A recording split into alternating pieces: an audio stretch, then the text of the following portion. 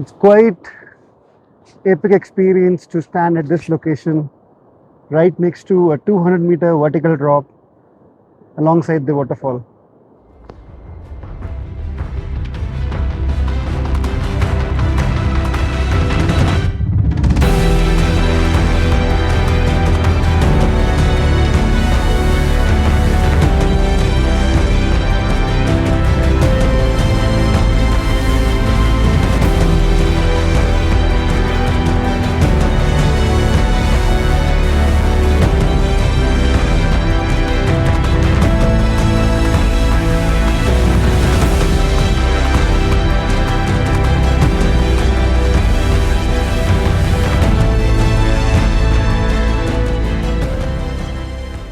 So on our journey to Buran Ghatin consecutively, Rupin Pass, we have Aditya. He's done fun trek.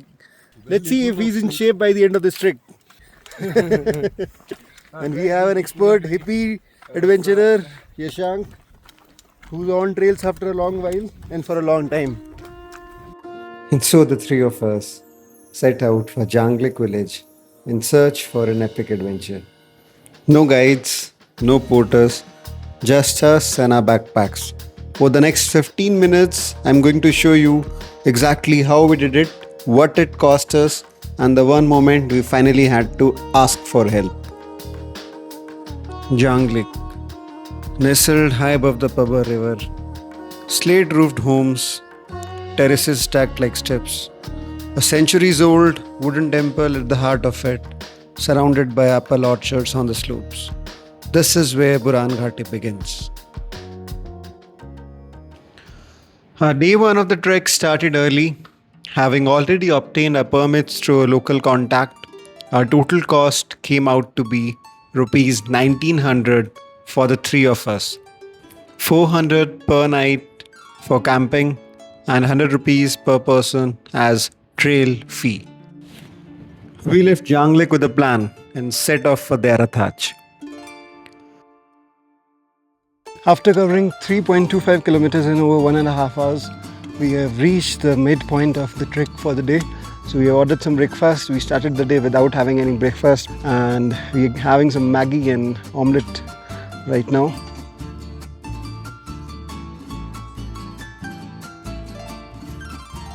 Right after the midway point, there is a steep ascent, and now we are in an oak forest along the trail. After walking for 5.5 kilometers and at an altitude of 3300 meters, we have come across this beautiful boulder field. There is a stream running across it. It's an ideal spot to take a quick rest before you proceed to Dehra campsite. This beautiful stream behind me marks the arrival of Dehra Thach. We walked 6.6 kilometers so far, and the main campsite is slightly up ahead, so almost 7 kilometers to reach the Dehra campsite. After 5 hours and 7 kilometers of trek, the forest opens up. Dehra Thach, the meadow we had planned to camp at. But there was a problem. Tents, dozens of them. A settlement in the middle of an alpine meadow. Something we had not hoped for. We look at each other and we keep walking. Another 3 kilometers and we arrive at this meadow called Mauti. Empty, ours, a meadow to ourselves at 3450 meters.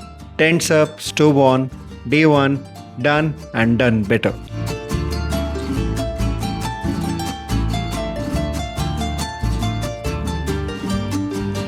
The decision to camp at Mauti was going to save us one day in the trek. Next morning, we prepared our breakfast, packed our bags, and set out for Litham, which was only 3.5 kilometers away. In the bottom part of your egg, you make a big hole. And then a smaller hole, like the smaller cutout on the top of the egg, And a then small you- section, and then finally Then you kind of just create a yeah. vacuum so that you can blow your air and the egg will come out from the other side. Nice. And the whole shell is here and the egg is there. The trail to Litham was very gradual, with open meadows, a scree section, and a small forest patch. It took us only 2 hours to reach the campsite. But our day was not over yet. We have dumped our bags at Litham campsite, and we are on the way to Chandranahan now with the basic essentials: waterproof jacket, some dried fruits and water.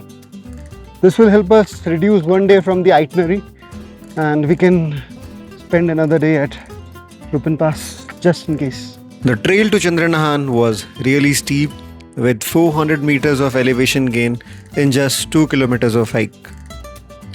It took the two of us 1 hour 15 minutes to reach the lake, but for Aditya, who was struggling with the altitude, it took him another 30 minutes. What really surprises though was the waterfall. Sitting right next to it was an indescribable feeling of excitement and joy at the same time. After spending some time at Chandranahan, which helped with acclimatization as well, we decided to go back to Litham campsite, found a secluded spot and set up our camps for the day.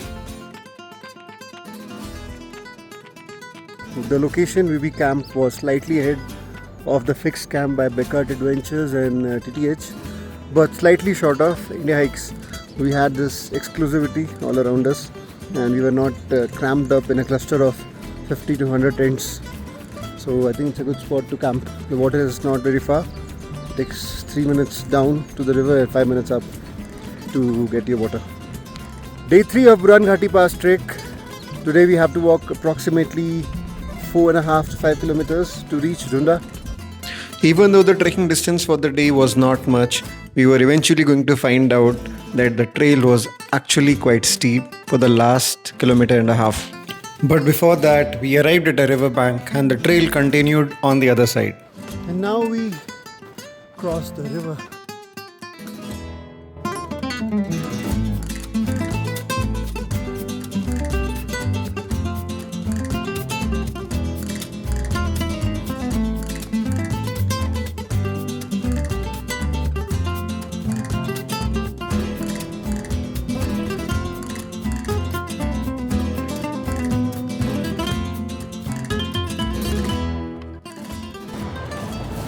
We have covered a distance of 3.75 kilometers, and currently we are at an altitude of 3,800 meters. The section after crossing the river all the way to this spot is rather steep. Took us almost an hour. We had to cross the river once again before the steep ascent to Dhunda. That right over there is the Buran Ghati Pass.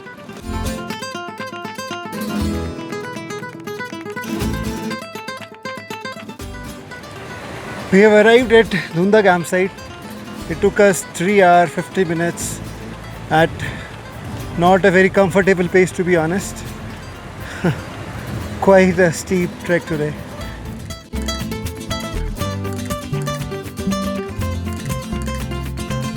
We found a nice place to cook here at Dhunda campsite. Our tent is pitched right on our left.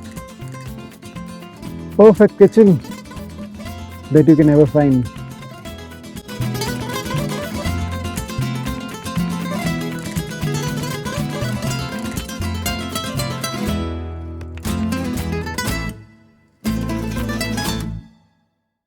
I'm heading to the India Hikes camp to meet one of my contacts to seek help to rappel down the pass tomorrow morning. We don't have the right gear which we need to descend the pass, and we don't want to take any particular risks. It will be interesting because we set out at 3 o'clock, so it's going to be quite interesting day tomorrow. It was one of the days where we slept incredibly early. You were inside a tent by 7 o'clock. Our intention was to set out for Buran Ghati Pass by next morning at 3. The approach to the pass was very steep.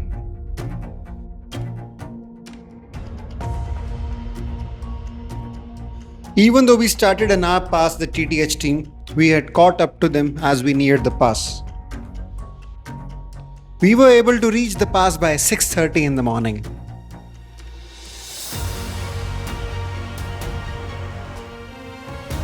By this time, the rappelling bases had already been set up. And since the trekkers of India Hikes were still far behind, we were lucky enough to take the help of their team and get down the pass quickly. And while rappelling down Buran Ghati sounds fun, it was more tiring than actual fun. The real joy came as we started to slide down the incredible snow slopes as we got down the pass, further to our next camp. Coming down the pass, I think for me it would have been easier just to walk down instead of rappelling down. Oh, it kind of drained energy out of me.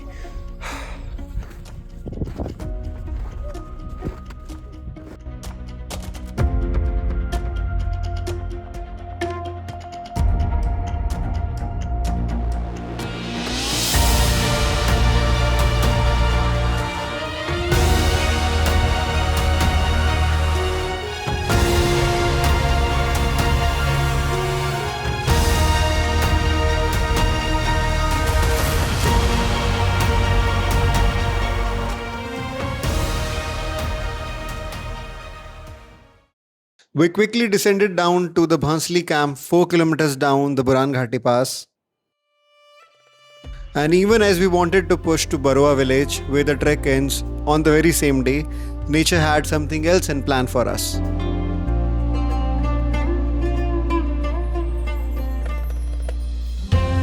We were able to wait out the bad weather at Bhansali, but eventually we got drenched as we set out to Manirang. It was really difficult to set up our tents in the rain, and after a while the weather cleared out, the sun was up and the campsite was surreal.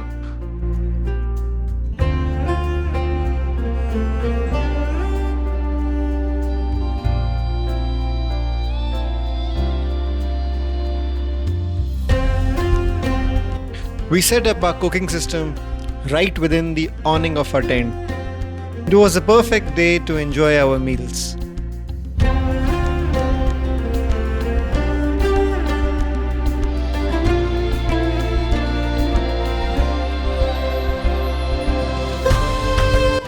Day 5 of our Buran Ghati trek. We are starting out from Manirang campsite. 3 of us, and we will be heading now to Barua village, from where we intend to drive to Sangla and then start the Rupen Pass trek in reverse. Signing off for now, as my phone battery is about to die. On the way down to Barua, we met some locals and we were offered cholai kheer, which we relished. We descended down to Barua and further to Barua Kenchi, from where we hitchhiked all the way to Sangla. Now let's quickly get down to the cost. Transport overall added up to 4,800 for the 3 of us. We spent another 4,200 on stays during our trek. Food cost us 3,500 and we had spent 3,750 on ration prior to the trek. We spent another 1,900 on butane cans, which is same as the cost for permits. So the total added up to 20,000, and split between the 3 of us, it was approximately 6,700 per person for the Buran Ghati trek. The trek was fairly easy except for the part where we had to rappel down from the pass. Aditya, for whom it was his second trek after having done Har Ki Doon almost 10 years ago, he was able to manage it with little difficulty. The only consideration has to be decent level of fitness. We consecutively proceeded to do the Rupen Pass trek in reverse from Sangla. I'll be dropping a video soon about our experience for that trek. Please subscribe to find out about the same next week.